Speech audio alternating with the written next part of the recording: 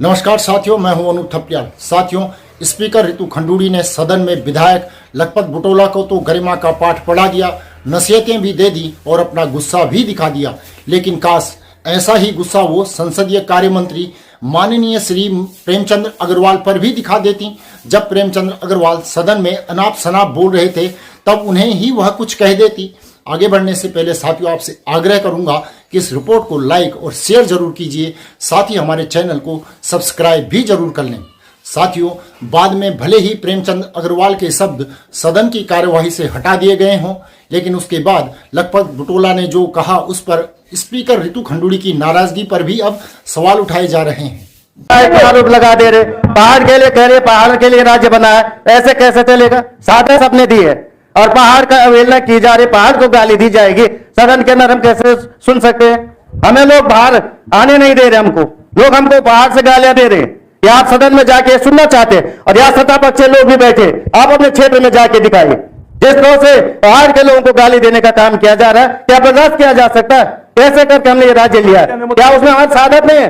7 जिलों को बनाने, 7 जिलों को लेकर जो राज्य की अवकालना की थी, उसके अंदर आप बिहार के लोगों को मेयर जरूर बना दीजिए, मैं उसमें कोई अवकाश नहीं है। आप इसके में भर दीजिए किसी को, लेकिन मैं ये कह सकता हूं कि आप पहाड़ की आवाज को नहीं दबा सकते, पहाड़ की पीड़ा को नहीं दबा सकते। आप कैसे गाली दे सकते? बोलिए अपनी बात, आपने अपनी बात कह ली, इसको राजनीति का अड्डा मत बनाइए। यहाँ पे राजनीति हमने नहीं किया।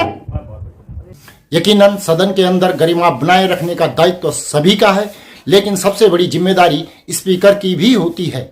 अब बड़ा सवाल है कि स्पीकर ने जिस तरीके से कांग्रेस विधायक को फटकार लगा दी, नसीहत भी दे दी और उनका व्यवहार कैसा होना चाहिए इसका पाठ भी पढ़ा दिया।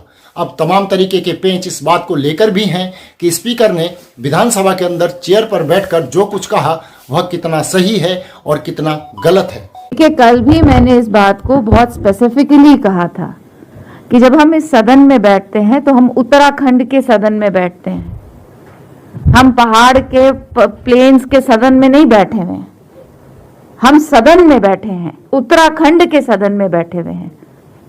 इस तरह की छोटी मानसिकता, इस सोच को लेकर हम यहाँ हमें इस सदन की गरिमा को ठेस पहुंचाते हैं।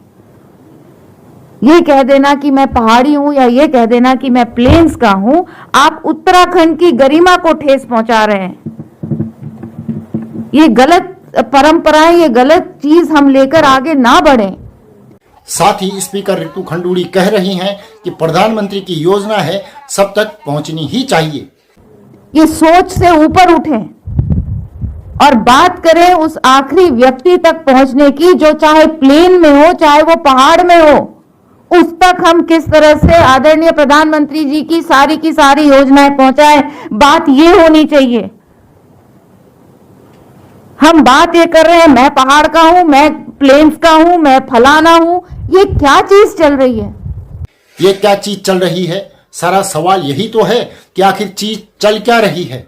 अब बड़ा सवाल है कि जब कोई सदन के अंदर चेयर पर बैठता है, स्पीकर की कुर्सी पर बैठता है, तो वो सबका संरक्षक होता है, किसी पार्टी विशेष का नहीं रह जाता।